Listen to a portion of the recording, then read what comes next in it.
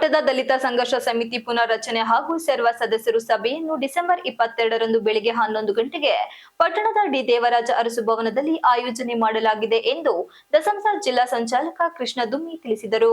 ಪಟ್ಟಣದಲ್ಲಿ ಬುಧವಾರ ನಡೆದ ಪತ್ರಿಕಾಗೋಷ್ಠಿಯಲ್ಲಿ ಮಾತನಾಡಿದ ಅವರು, ದಲಿತ ಸಂಘರ್ಷ ಸಮಿತಿಯು ಪಕ್ಷಾತೀತ, ಜಾತ್ಯತೀತ, ಧರ್ಮಾತೀತ ಹಾಗೂ ಶೋಷಿತ ಸಮಾಜದವರ ಆಗುಹೋಗುಗಳಿಗೆ ಹೋರಾಟ ಮೂಲಕ ನ್ಯಾಯಸಮ್ಮತವಾಗಿ ಕಾರ್ಯನಿರ್ವಹಿಸುತ್ತಿದೆ. ತಾಲೂಕಿನಲ್ಲಿ ಸಂಘಟನೆಯನ್ನು ಮತ್ತಷ್ಟು ಸದೃಢಗೊಳಿಸುವ ಸಲುವಾಗಿ ದಸಂಸದ ತಾಲೂಕು ಮಟ್ಟದ ಸರ್ವ ಸದಸ್ಯರ ಸಭೆಯನ್ನು ಕರೆದು ಹೊಸ ಸಮಿತಿ ರಚನೆಯನ್ನು ಇದೇ ಮೊದಲ ಬಾರಿಗೆ ಕೈಗೊಳ್ಳಲಾಗುತ್ತಿದೆ.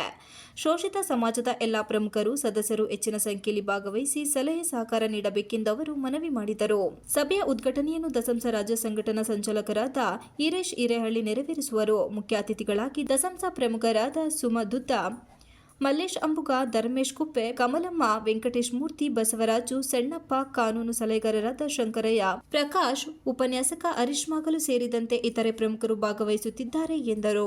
ಸಂಘಟನೆಯ ಒಂದು ಸಿದ್ಧಾಂತಗಳನ್ನು ಅವರ ಒಂದು ದಾರಿಯಲ್ಲಿ ತಗೊಂಡು ಹೋಗ್ತಕ್ಕಂಥ ಕೆಲಸ ನಾವೆಲ್ಲರೂ ಹಾಸನ ಜಿಲ್ಲೆ ಅಲ್ಲ, ಇಡೀ ರಾಜ್ಯದಾದ್ಯಂತ ಒಂದು ಈ ಕೆಲಸವನ್ನು ನಾವೆಲ್ಲರೂ ಮಾಡಬೇಕಾಗಿದೆ.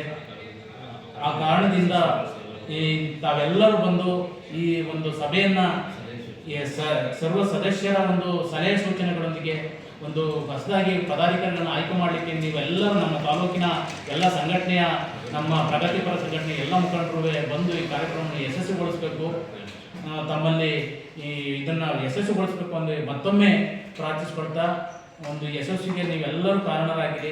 ನಾನು ಮೊದಲನೇದಾಗಿ ನಾವು ಇವತ್ತು ತಾಲೂಕಿನಲ್ಲಿ ಒಂದು ವಿಶೇಷವಾಗಿ ನಮ್ಮನ್ನೆಲ್ಲ ಪ್ರೀತಿಸಿದ್ದೀರಿ ನೀವು.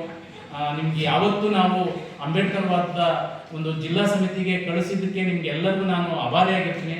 ನಿಮ್ಮೆಲ್ಲರ ಪ್ರೀತಿಯಿಂದ ಹಾರೈಸಿ ಅಂತಕ್ಕಂಥ ಮಾತನ್ನು ಹೇಳ್ತಾ ತಮಗೆ ಎಲ್ಲರಿಗೂ ಧನ್ಯವಾದವನ್ನು ಸಲ್ಲಿಸ್ತೀನಿ.